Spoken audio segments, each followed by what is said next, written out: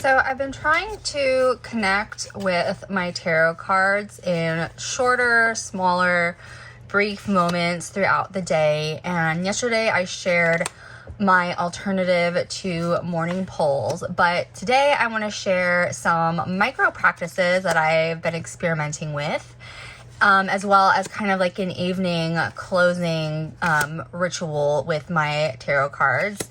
And in this video, I'm going to be going through this with the inner child cards. And just very briefly, I want to share, I guess, a bit of a caveat, and also perhaps that's also tied to my little personal side quest with my all the different types of decks that I have. So I don't like this deck. As I've been using it and kind of working with it throughout today in particular, I just really don't like it for a variety of reasons. I don't want to get into that too much in this video because that's not really the purpose. But I don't like this deck. And even so, I am challenging myself to try to more intentionally use my different types of decks that I have, even if I really don't like them. I guess I'm also kind of in a place where I'm starting to think about possibly getting rid of my deck, some of my decks that I really just, they just don't fit me anymore in my life. And I'm kind of exploring whether I want to pull some of the cards and start to have a bit of a magpie deck going on. But then it's like, what do I do with the rest of the deck?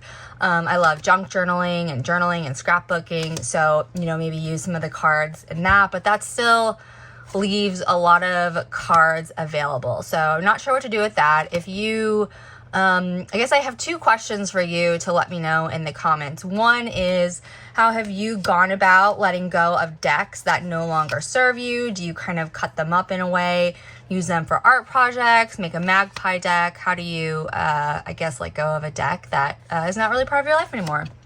And my second question is, how do you have a relationship with the cards kind of throughout the day?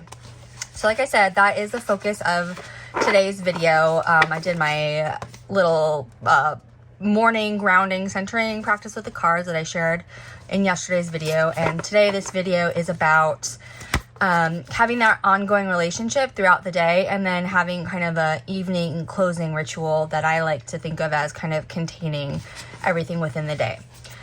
So after I did my morning practice, I tried one of the activities in this book called Tarot Games. So this is by Cait Johnson Maura D. And the one that I did is the first one. It's called Magic Wand.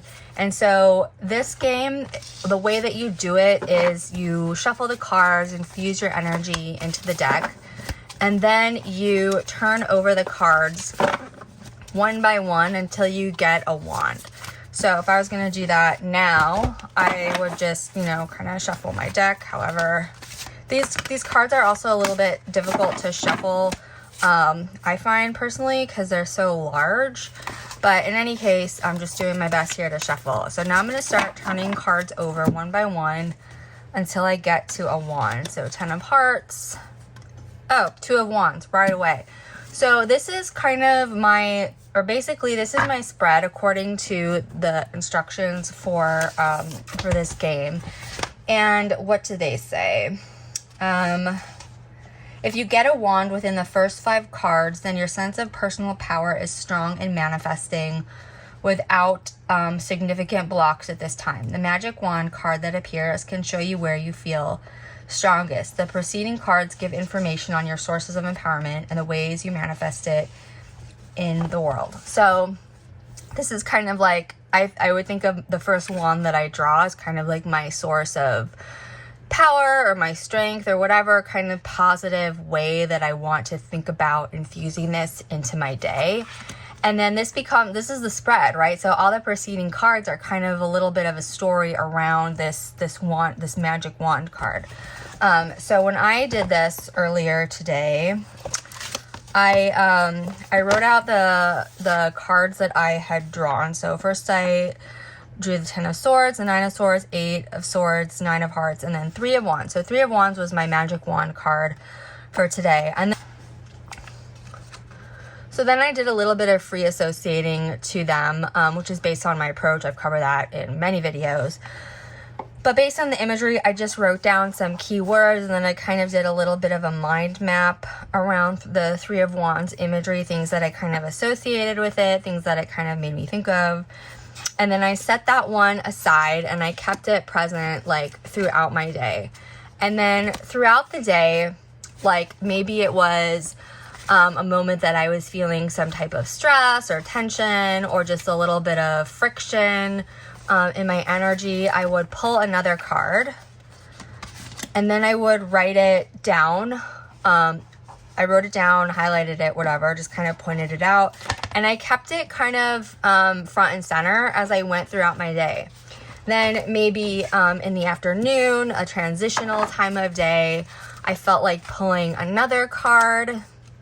And I just kind of kept going in this way of just whenever I felt a shift in my energy, a shift in the day, needing a reminder, needing a bit of grounding or comfort or whatever it was, I would just go ahead and pull a card and just kind of sit with the imagery and let this almost like storyboard kind of unfold across my day.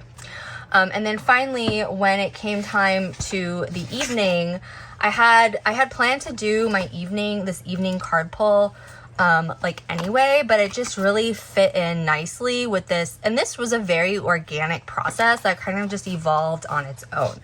So my evening practice, again, I wanted it to be like super simple, like even more brief than the morning practice.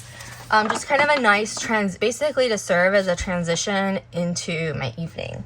So I gave myself a list of some different types of prompts, like very short prompts. What energy do the one that I worked with, I won't go through all the prompts, but the one that I worked with today was like, what energy do I want to bring into my evening? And then I would, pull a card, and it was kind of the final card to this like layout.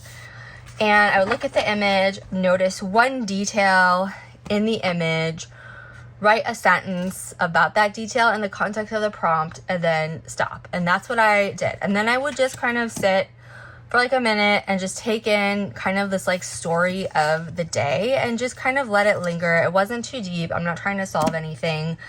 And it was just kind of this like nice little ritual of seeing how kind of the imagery of things that maybe unfolded across my day. So I found this really helpful. I love that it connected to my cards throughout the day, and it also served as this bookend, this kind of really nice transition through the rest of my evening, kind of like down powering, transitioning to that more like intentional, quiet time. For me personally, not all evenings are like that, but I like to have a little bit of that transition. I think is really helpful. So anyway, if you like this video, please go ahead and subscribe to my channel for more super creative ways to work with tarot, oracle, and all the other fun things.